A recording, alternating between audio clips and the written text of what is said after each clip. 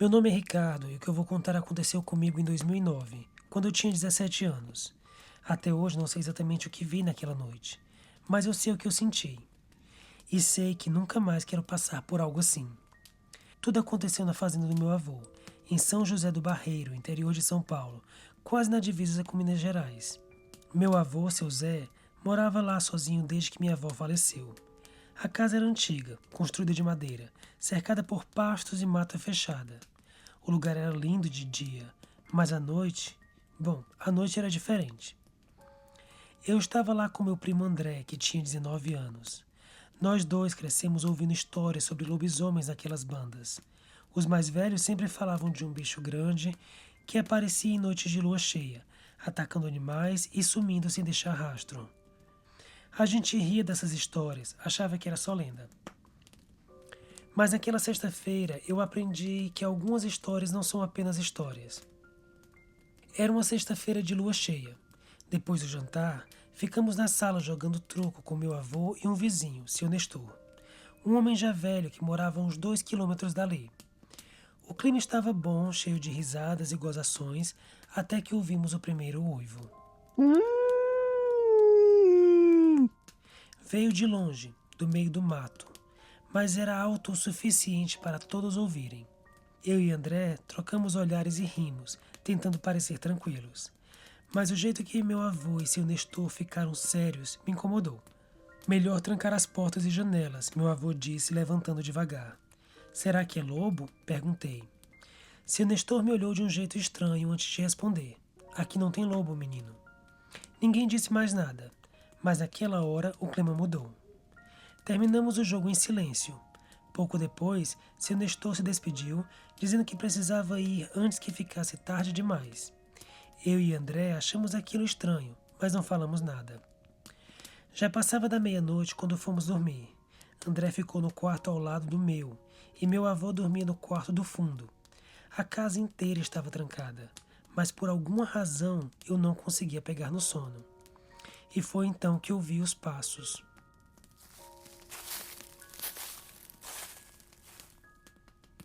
No começo achei que fosse coisa da minha cabeça, mas os passos estavam ali, pesados, arrastados, pisando na terra do terreiro. Levantei devagar e fui até a janela, tentando não fazer barulho. A casa tinha uma fresta entre as tábuas da parede e foi por ali que eu olhei. Meu coração quase parou. No meio do terreiro, iluminado pela luz fraca da lua, havia uma coisa enorme parada. Tinha um corpo magro, ossudo, coberto por um pelo ralo e desgrenhado. As pernas eram longas demais, os braços pendiam até quase o joelho, e as mãos eram como garras. O focinho era curto, os dentes apareciam mesmo com a boca fechada, e as orelhas eram pontudas. Mas o pior eram os olhos. Não eram olhos de bicho, eram olhos de gente. Eu senti o sangue gelar nas veias. Naquele instante, a criatura levantou a cabeça e fungou o ar. Eu juro que por um momento pensei que ela tivesse me visto. Me afastei da janela o mais devagar possível e me enfiei debaixo do cobertor sem coragem de me mexer. Os passos continuavam lá fora. A criatura estava rondando a casa.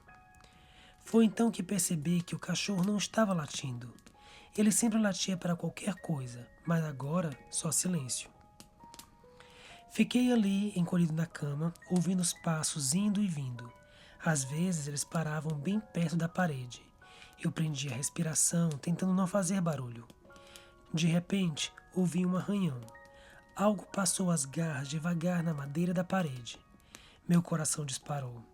Era como se a coisa estivesse testando a resistência da casa. Então, do nada, os passos começaram a se afastar. Fui ouvindo eles sumirem, indo na direção do curral. Fiquei ali, paralisado, até o sol começar a nascer. Quando finalmente saí do quarto, encontrei André e meu avô na cozinha. André estava pálido e meu avô tinha um olhar preocupado. Você também ouviu? André perguntou com a voz baixa. Eu confirmei com a cabeça. O que era aquilo? Meu avô não respondeu. Apenas pegou a espingarda e saiu para ver o terreiro. Foi quando encontramos o cachorro. O pobre bicho estava caído perto do curral, com o corpo dilacerado. Havia marcas enormes no chão, pegadas que não eram de um animal comum. Meu avô olhou tudo aquilo e depois nos encarou. Não falem disso para ninguém. Não discutimos, apenas fizemos o que ele mandou. Naquela tarde, meu pai veio me buscar. Eu e André não falamos nada no caminho de volta. Depois daquele dia, nunca mais dormi na fazenda.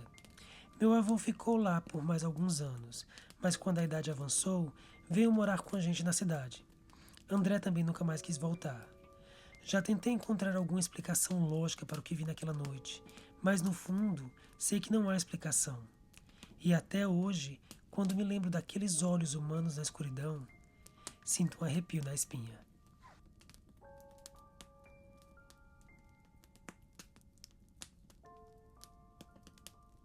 Meu nome é Gabriel e o que eu vou contar aconteceu comigo há alguns anos, no interior do Maranhão. Até hoje evito falar sobre isso, mas com a quaresma se aproximando, esse medo volta a crescer dentro de mim. Foi em 2015. Eu tinha 22 anos e fui passar a quaresma na casa do meu avô, seu Damião, em um pequeno povoado afastado de tudo. Sempre gostei de ir para lá.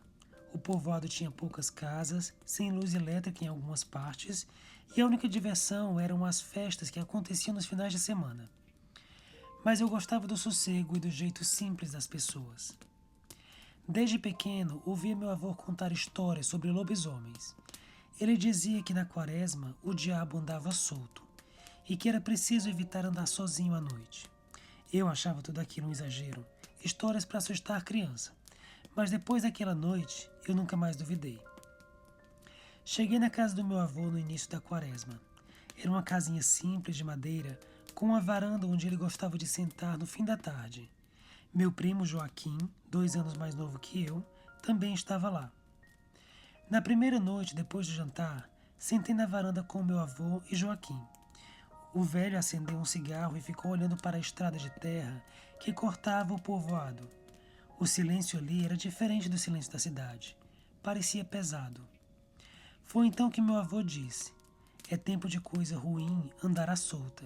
Melhor não dar em bobeira." Joaquim riu. "Vô, o senhor ainda acredita nisso?" Meu avô soltou a fumaça devagar antes de responder.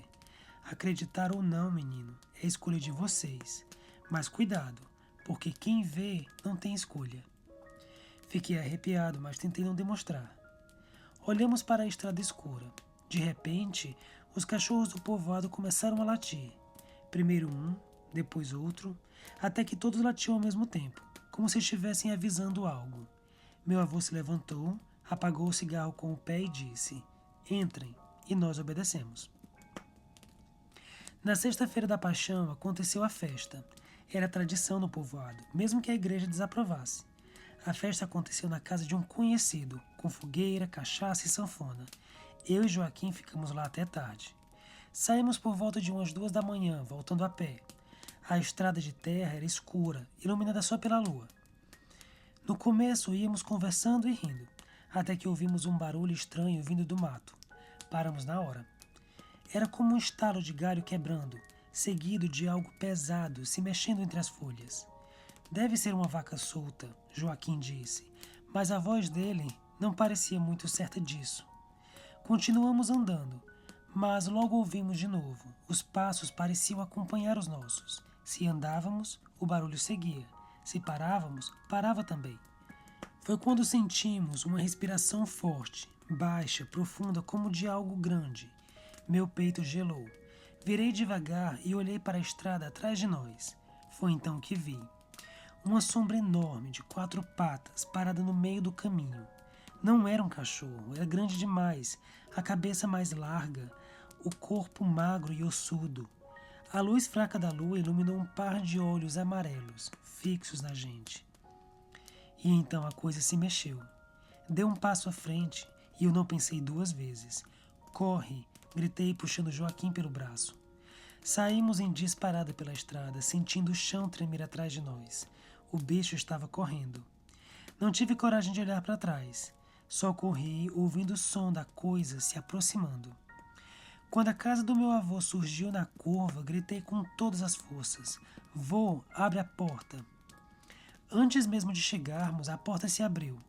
Meu avô estava ali de espingarda na mão. Pulamos para dentro e ele bateu a porta com força. Ouvimos um baque do lado de fora. Algo parou na varanda. E então veio o cheiro. Era um cheiro horrível de bicho molhado misturado com sangue e carniça. E então, o arranhão. Algo passou as garras devagar na madeira da porta. O cachorro do meu avô choramingava, escondido debaixo da mesa. Eu não respirava. Joaquim tremia ao meu lado. Meu avô apenas segurava a espingarda firme, rezando baixinho. O tempo pareceu se arrastar, até que o cheiro começou a sumir, e os passos se afastaram.